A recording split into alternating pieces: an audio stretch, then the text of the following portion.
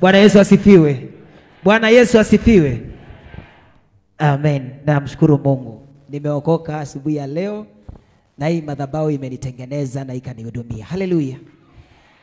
Yes. Niliambia mtu mwingine last week ile kiatu ya Mololo ilinipeleka State House.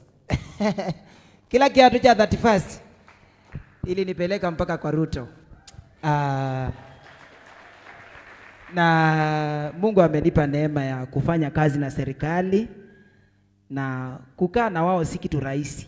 Na rais anaenda Ukambani na mimi nitaenda na yeye. Usitwe ngai mzee. So namshukuru Mungu, ninajua si jambo la kawaida. Despite what I went through, God has been faithful. Kumbe nilikuwa nipitie kwa makaa ndio nipitie mambo mazuri. Kuna marafiki zangu walikuja niliposema nitakuja, na rafiki yangu anaitwa Sauti ya Dhahabu. Kijana celebrity sana. Kuja usalimia watu hivi tu. Anaitwa Kelvin Nyakundi. Mbona mno? Na muonanga na akina Mburare. Hapa ndipo nyumbani. Unaniambianga baba niombee Mungu aniinue. Niliinuliwa na hii madhabahu. Salimia watu. Bwana Yesu asifiwe. Jamani, Bwana Yesu asifiwe. Nipe amen nyopako. Bwana Yesu asifiwe. Asante sana. Namshukuru Mwenyezi Mungu.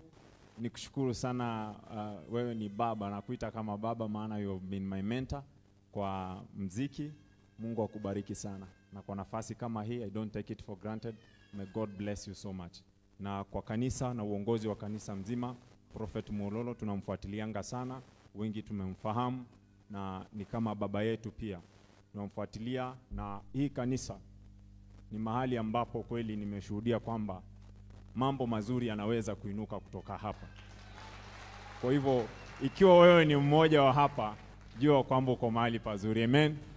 Na mimi nitakuwa tuna chip in anytime tuweze kubarikiwa pamoja. Asanteni sana. Sawa. Naam, bila shaka popote pale ulipo, hujambo mpenzi msikilizaji, ikiwa ni wakati mwingine tunapatana hewani. Natumai ya kwamba buheri wa afya. Jina langu ni Kelvin Nyakundi na hii ni Sauti ya Dhahabu. Msikilizaji wangu, nilipofika hapa sikubisha hodi. Ona sasa unanikaribisha kwa tabasamu. Ile aliniambia mamangu siku moja, mwanangu, sauti ya mnyonge au maskini haiendi mbali. Akaniambia, mama mwanangu, jitahidi sana ili siku moja sauti yako isikike. Nikamhakikishia mama, nenda shuleni mama, nitajitahidi, nitajitia nibo, nitajifunga kiboba mama, nitapambana sana, nitangangana, ila siku moja jina lako litajulikana kwa sababu yangu. Nikamhakikishia mama, nikamwambia mama, nisikilize, siku moja utaheshimika kwa sababu yangu. Naye babangu vile vile hakusita, aliniita, kijanangu njoo nikupe ndumu. Akaniambia, baba, kwenye maisha utapitia kufeli kwenye pite za maisha yako. Baba akaniambia, mwanangu, utapanga hili litatokea lile. Akaniambia, baba, utapanga lile litatokea hili, lakini unapofeli mwanangu usiache ndoto zako zikaangamia. Babangu akaniambia, mwanangu, unapofeli usiache fikra na mawazo yako yakapotea. Baba akaniambia, mwanangu, unapofeli anguka, inuka, jikukute tena, songa mbele. Maana Yesu katika safari yake ukombozi wa mwanadamu alianguka mara 3 na baadaye alimkomboa mwanadamu. Petero katika safari yake ya kuvua samaki usiku kucha hakupata kitu chochote, ila Yesu alipokuja akavua samaki wengi ajabu. Hii ni Sauti ya Dhahabu. Jina langu ni Kelvin Nyakundi. Hakika ipo siku Afrika pamoja na dunia mzima bila shaka. Ni mchungaji ambaye amefahamika, amesikika na kutambulika si tu katika taifa letu la Kenya, ila hata katika mabara tofauti ya Afrika. Namzungumzia si mwingine ila shujaa huyu naye muona ambaye amesimama hapa. Namzungumzia si mwingine ila Prophet Mololo. Jamani, huyu mchungaji ni mtoto wa nani? Alizaliwa wapi? Alilelewa wapi? Wazazi wake ni nani? Hakika nimeona wachungaji wengi, lakini sijamuona mchungaji kama Prophet Mololo. Kama ni upole siwezi kumulinganisha na mwingine. Kama ni kujitahidi siwezi kumfananisha na mwingine.